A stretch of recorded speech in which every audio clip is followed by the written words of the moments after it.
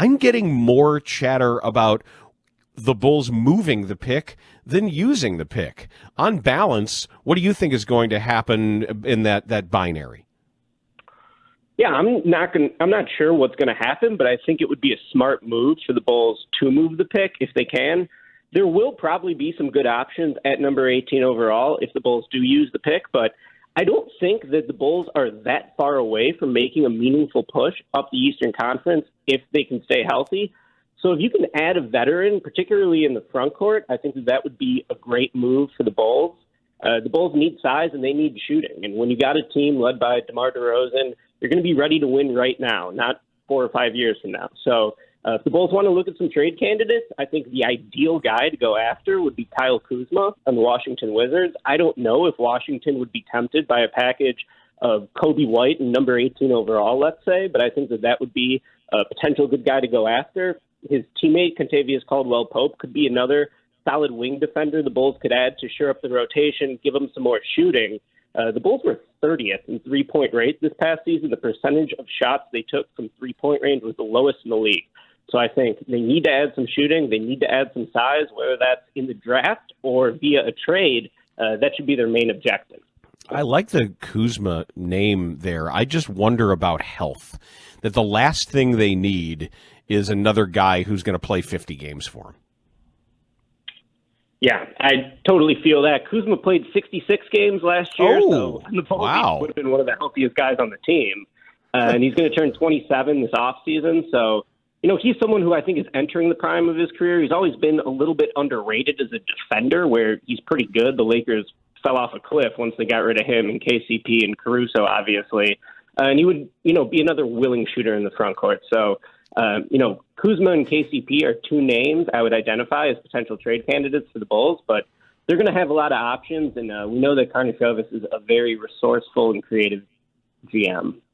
I like the way you structured your mock draft because of some of the psychology in here. As with each team, you presented most likely pick and best pick.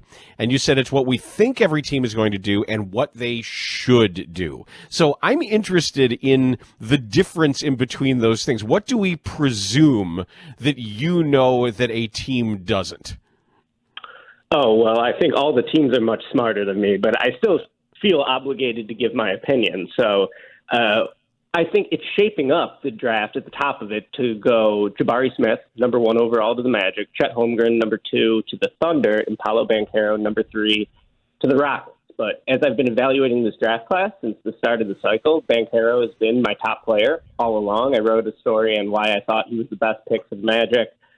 So when doing the draft, when doing the mock draft, I thought it would be useful to say, just sort of how I viewed each of these prospects relative to, my own big board, because when you talk about something like the draft, it's not just going to be like big differences in evaluations from team to team. Like even within one front office, there's going to be a lot of disagreement. So this draft class is fun to me because there's 4 legitimate tier 1 prospects with Jabari Smith, Chet Holmgren, Paolo Banchero, and Jaden Ivey. And really, it's in the eye of the beholder who you think is the best prospect in the draft. So that's made this a fun cycle to cover.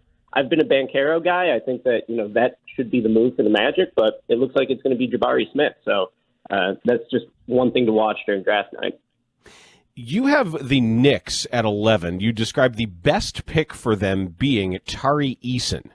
And then there's a 7 spot drop where you have the Bulls most likely taking Tari Eason. I want to talk about him first before we get to the guy you describe as the Bulls' best pick. What is Tari Eason? Yeah, Tari Eason's awesome in my opinion. It seems like, the NBA isn't quite as high on him as some people, at least what's been reported to this point. I guess the sales pitch on Tari Eason is he has great physical tools, first and foremost. 6'8", 220 pounds, 7'2" wingspan, hands as big as Kawhi Leonard. He has a blazing first step and can just get to the basket whenever he wants to. Was a transfer from Cincinnati to LSU this year, came off the bench the entire year for LSU, but was easily their best player, led the team in scoring, and was just a monster defensively. I mean, this guy rips the ball away from opponents in terms of blocks and steals. I think his most NBA-ready skill right now is going to be his switchability defensively. you've been watching the NBA playoffs and the finals, you know that you need switchable defenders in the league. And Tari Eason, to me, is a guy who could definitely blitz or trap a ball handler far from the basket on the perimeter or hold up well at the rim because he's a strong, long defender. He's just such a ferocious, high-motor player in general that I think that his boost of athleticism and just physical tools would both give him some immediate utility on the Bulls and some upside if he can improve some of his shortcomings. Now, those shortcomings, first and foremost, his jump shot. He hit 36% of his threes, which is pretty good this year, 80% of his free throws, which is great. But just not a really confident shooter. Reminds me a little bit of Patrick Williams as a shooter, where he's just hesitant to shoot it and a slow shooter, but it'll go in if he's open enough. And then the other thing is Tari Eason is very right-hand dominant. He doesn't use his offhand, his left very much. But, this guy gets to the basket whenever he wants, had the highest free throw rate of any major prospect in this draft. Defenders couldn't help but foul him, and he knocks down his free throws. So I really like Eason. I think he'd give the Bulls some upside as well as a really versatile defender with some shooting potential. I just don't know if he's going to make it to 18. See, your answer is forcing me to jump ahead in my notes, Ricky, because this is an unfair question, but I love asking it before a draft, this kind of question. If Patrick Williams, current Patrick Williams, were in this draft, I don't mean college Patrick, I mean everything we know about him, everything he's already done and not done in the NBA. If Patrick Williams were all of a sudden made draftable, where would he go in this draft? Yeah, that's a really hard question to answer because Patrick Williams played 6 games last year. He missed the entire second season of his career with a wrist injury. So it's tough to say. I think Pat would still be one of these guys who would be drafted as a toolsy wing. And I think he would be a lottery pick for sure. I don't think he'd be in the top 4, but I think you could make a case for top 8 in this draft. So, it's just tough because he hasn't really played and he's still so young. So Patrick Williams remains a big question mark and a mystery really coming into his 3rd pro season. Yeah, that hurts a little bit because he was what? He was 4th? When it was all on potential, and if he's already not that a couple of years into his NBA career, that's interesting. That's why I like to ask that because it's telling. You have the Bulls picking E.J. Liddell as their best pick. We heard from Casey Johnson coming out in the rejoin, and I believe that Casey on the Mully and Haugh show said that is a name that he has been hearing that is within this cloud that the Bulls are looking at if in fact they exercise the pick. What kind of player is he? Yeah, people in the state should know who he is because E.J. Liddell is a 2-time Illinois state champion coming out of Belleville, Illinois, downstate.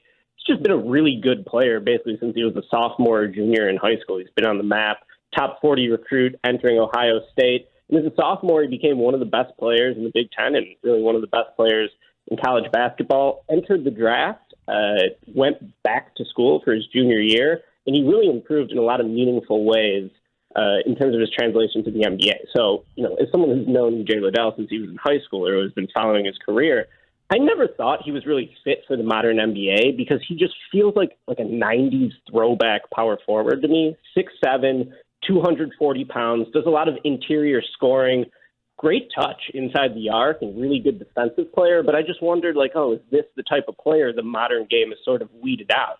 But I think you got to credit E.J. Liddell for going back to school and improving as a shooter. He became a 37.5% shooter, 77% from the foul line this year. Just really became a more accurate and more willing spot-up shooter. And now I would say that's probably one of the strengths of his game. Defensively is where he's always been really good. When you think about, a shorter, more stout and strong power forward, those guys typically don't soar above the rim. But E.J. Liddell's got springs in his legs, man. He was a tremendous shot blocker, both at the high school and college level. I think he had a 39-inch vertical jump at the combine. So he could really get off the ground. And I think, a couple things. One, the Bulls hit on Ayo Dosunmu last year as a guy who was a superstar at the college level, but had the traits to transition into a role player in the NBA. I think Liddell has some of the same appeal where, you could see him as your 4th or 5th best starter potentially, whereas, in college, everything was running through him. And then in terms of like a comparison, like look at the success of Grant Williams for the Celtics this year. Grant Williams, two-time SEC Player of the Year at Tennessee. He was a superstar in college who's also like a 6'6", 240-pound power forward who couldn't shoot. He really improved as a shooter in the NBA. He hit 7 threes in the Eastern Conference Finals to, keep the Celtics alive. I think Liddell has a lot of similar strengths as Grant Williams. He's further along in his shooting projection to this point in his career, and Grant Williams can't jump, and E.J. Liddell can really soar above the rim. So I like him. To me, he would be like a safe pick, maybe not the highest upside, but like if you're just looking to shore up the rotation, let's say in the 6, 7, or 8 spot for the Bulls, I think Liddell plays both ends of the floor, plays hard, smart player, talented. He would be like potentially a really solid contributor for them in the short term. You know what he is to me, Ricky? And I think you mentioned like a throwback 90s player. It's funny. When I look at his measurables, his skill set, the fact that he is like a big college safe guy, major program, he's a Jerry Krause pick. E.J. Liddell he's a classic, like an archetype Jerry Krause pick. And I'm not saying necessarily good or bad, because Jerry had some good picks and some bad ones. This is the kind of player Jerry Krause would adore.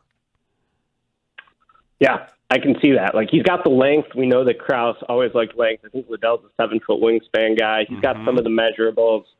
Tough to put your finger on what Jerry Krause was really thinking with some of these picks. He was going off straight tools, and with some of the late first-round picks, he was going for college vets. So I could definitely see that line of thinking. And, whoever gets Liddell, he's going to be a solid player. I think other guys might have more upside, but he's a pretty safe bet to be a good pro. Good third big man probably is what you want to project him as. Yeah, I would say if he's on the high end, Corliss Williamson, and on the low end, Byron Houston.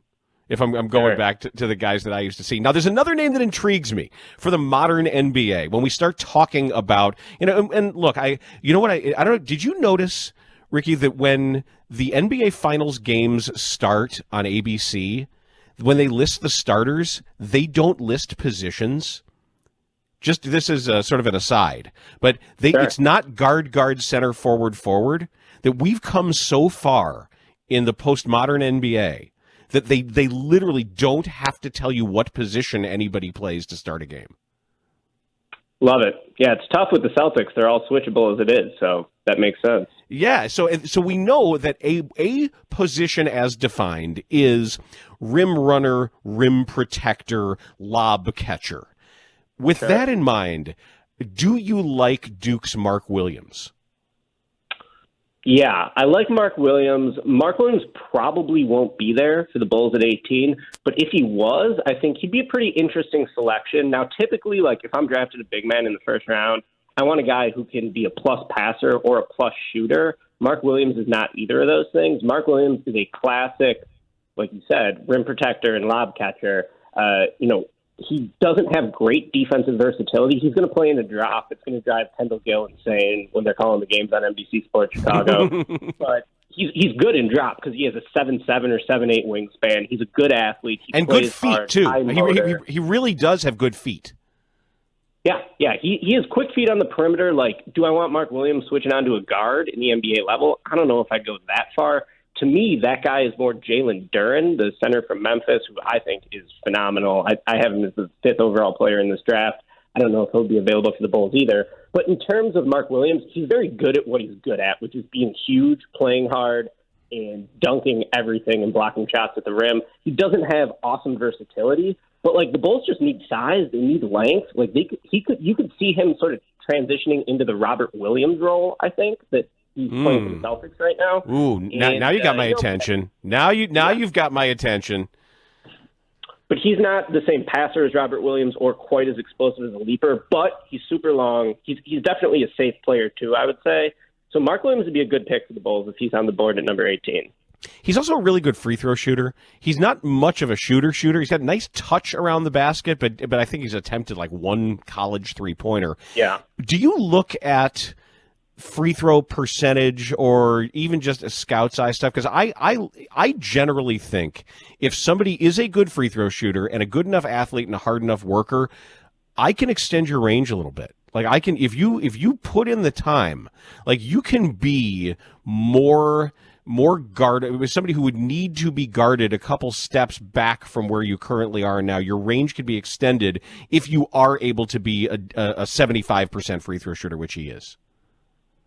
Yeah, I think for sure for most players that's the case. It's hard for me to project Mark Williams as an NBA level 3-point shooter when he didn't even take any in college. Like, I think that free throw percentage super important. If it's like a guard or a forward, I always look at floater percentage because I feel like your floater sort of shows where your touch is at. If you got really good touch, that's kind of the most important thing in terms of extending your range. And then just like willingness to shoot threes, even if they don't go in at the college level, I think is another big indicator. But in today's league, it does seem like teams can usually get a player to shoot at least a decent level as long as they have a certain baseline of touch. So I think that's dead on. And, most teams are going to approach this draft with a mindset of, well, we can probably teach this guy how to shoot. Who in this draft are you way higher on than anybody else?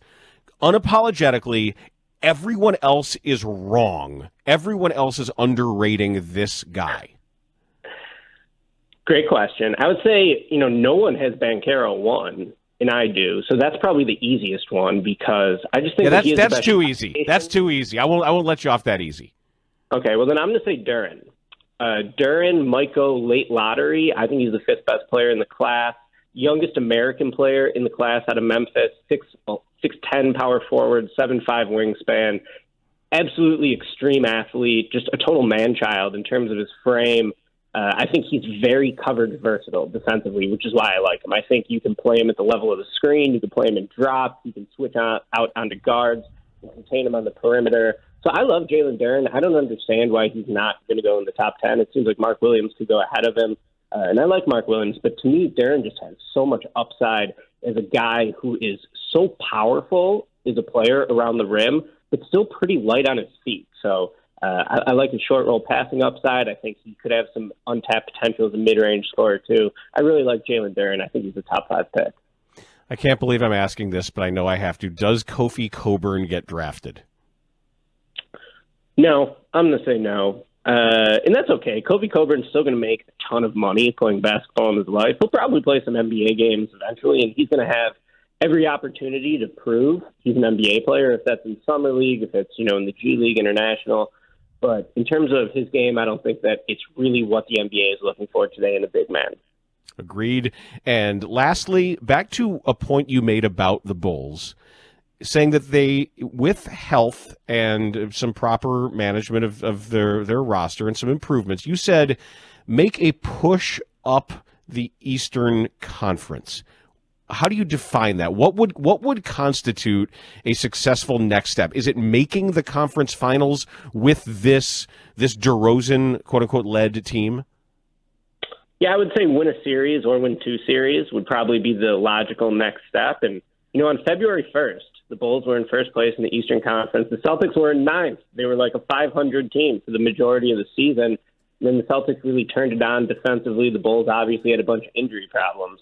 But, reasonable minds can disagree on this point. But to me, like watching the finals, I just think the league is so wide open right now. Like back when, a few years ago when Durant was on the Warriors, when LeBron was running the East with the Cavs, it was like, okay, we could just sit in the season. We know it's going to be a Cavs-Warriors finals. No one else is even close to these two teams. I think if you restarted the playoffs today, you could get a totally different finals matchup. I think the Celtics and Warriors are really good, but the Warriors are past their prime. The Celtics, their offense just gets stuck in the mud too often. They don't have really high-level passers for all their strengths. So to me, like, there's just a big opportunity to try to win the title league-wide. And if you're like a top 3 or top 4 team in the conference, you might as well go for it. And I think, the Bulls might be close. They need a lot of things to go right for them, but it's at least a more exciting time, I think, to view the league-wide than it was when the Warriors were running everything with Durant.